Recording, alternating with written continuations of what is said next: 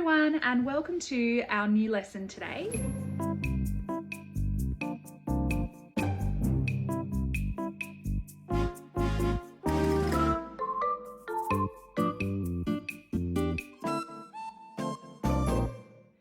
My name's Mrs. B and I started the Artlife YouTube channel to encourage everyone to have a go at creating art. These videos can be used for art teachers, for kids, or even adults to have a go at doing something new and learning steps to creating beautiful artworks. Today, I'm going to teach you all about the abstract artist Wassily Kandinsky, and we're going to use his art as inspiration for our own abstract tree.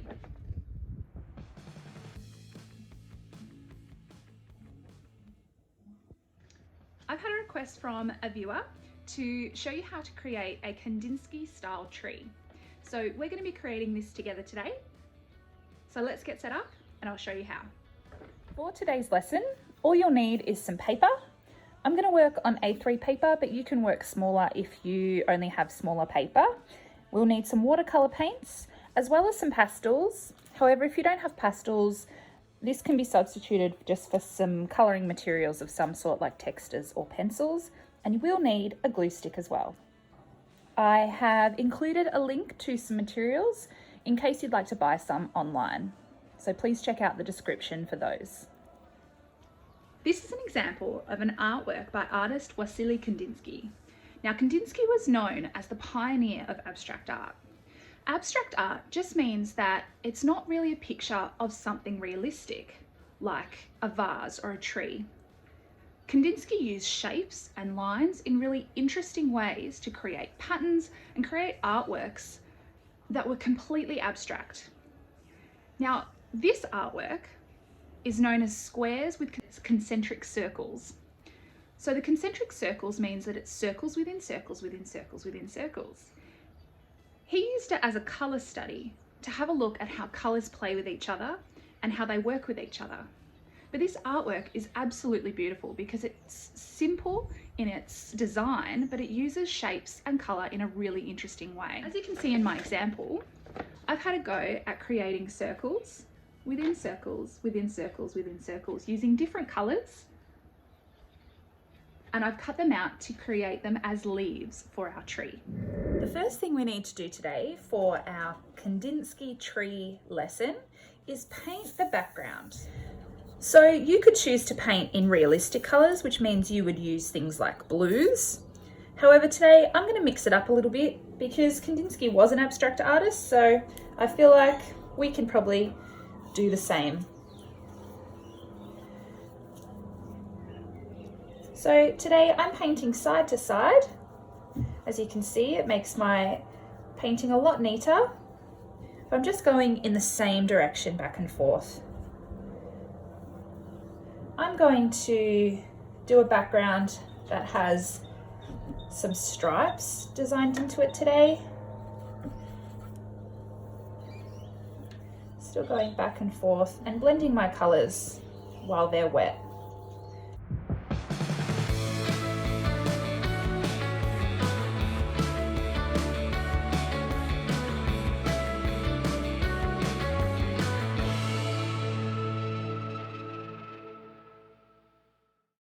When you get to this point, I think it would be nice to sort of change colours to suggest that the tree is sitting on some sort of ground. So now I'm going to switch my colour scheme to more greens to indicate that it's a change of surface.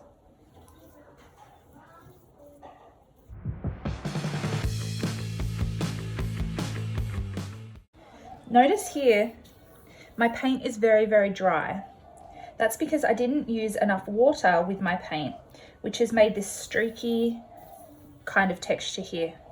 If that happens to you, all it means is that you just need to get a little bit more water into your paint before painting. Can you see the difference there? Watercolours means you need to continue to use water to make the paints work correctly. There, I'm going to let that dry. That won't take too long at all.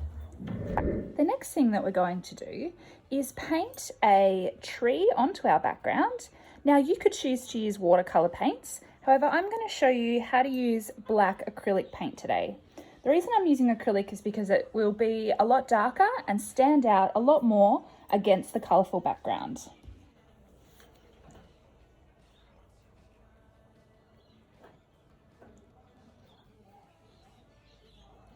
Now when drawing this tree, it in no way needs to be a perfect tree.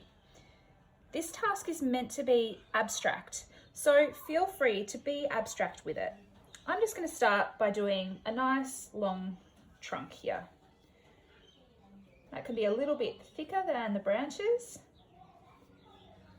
At this point, you can choose to use straight lines coming out for your branches, or you can be a little bit more random with it and choose to make your lines a little bit more free.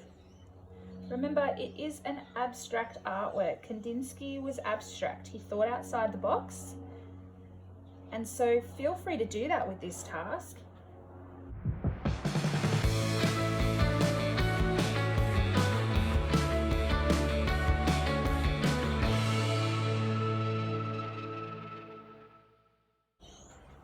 So if you create 4 or 5 larger branches coming from the trunk, that will fill most of the page with a nice big tree. As you can see, I'm doing swirls for mine, but you might choose to do a bit of a different shape or a different line to make your artwork a bit different to mine. But do try to make your tree nice and big so that the space is spread out over your entire page. I'm going to do my last one there. What you can do now is just create some smaller branches.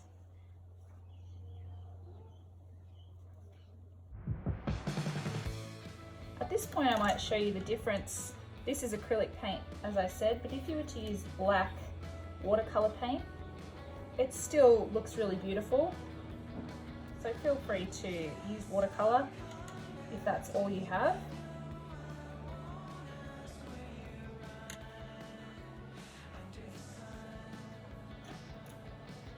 Down the bottom here,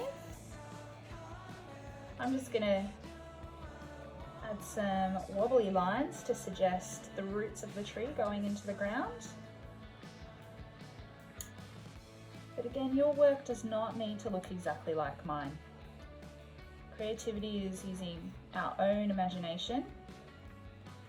So feel free to use these steps, but it'd be great if you could adapt them into your own style. There, I'm happy with that. While this is drying, I'm going to create the circles, the concentric circles, that will act as leaves on our abstract tree. The first thing I'm going to do to create the leaves is tracing around something circular.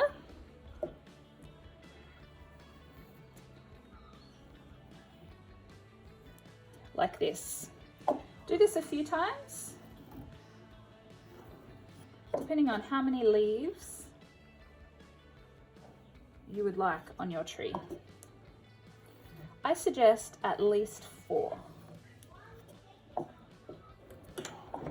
I have some pastels here and I'm going to use these to create my concentric circles. Now remember, when Kandinsky created his artworks, he loved shape.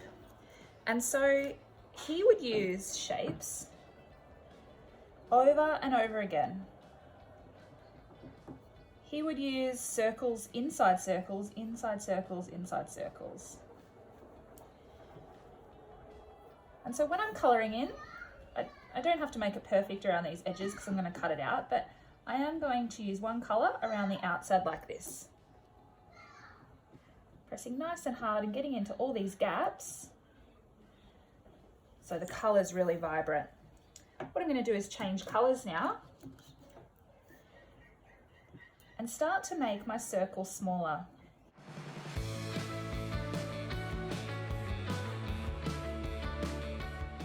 You can choose whatever colours you use, but the brighter the better.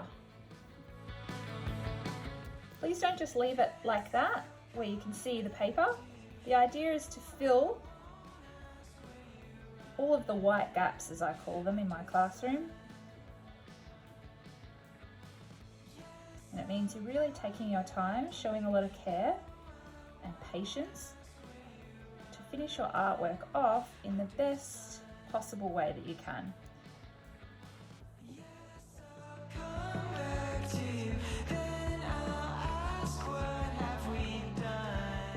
Now you might have noticed I mentioned at the start of the video that this part doesn't have to be done in pastels. If you don't have any pastels or you prefer to use something else, you absolutely can. It's just a matter of colouring it in the same way, using different layers of colour. You could even use your watercolour paints in the same way if you would like to keep it a watercolour artwork.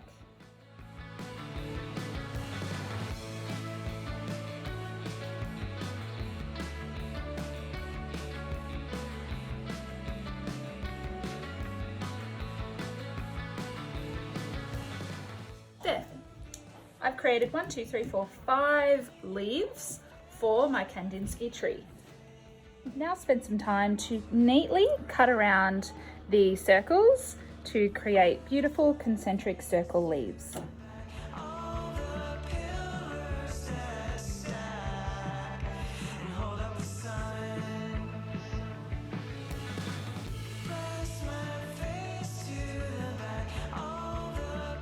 The last step is simply using a glue stick on the back of your circles, quite a bit, and popping them onto your tree to act as Kandinsky style leaves.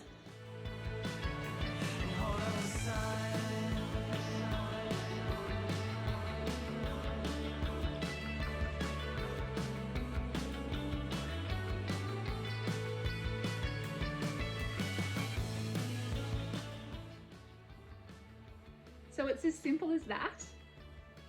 I really hope that you have learnt a little bit about abstract art and Wassily Kandinsky, and also how to go at using shapes and colour to create your own abstract tree. Please make sure that you comment below and like our page, as well as subscribe to the Art YouTube channel to get more videos in the future. Have a great day and thank you for watching.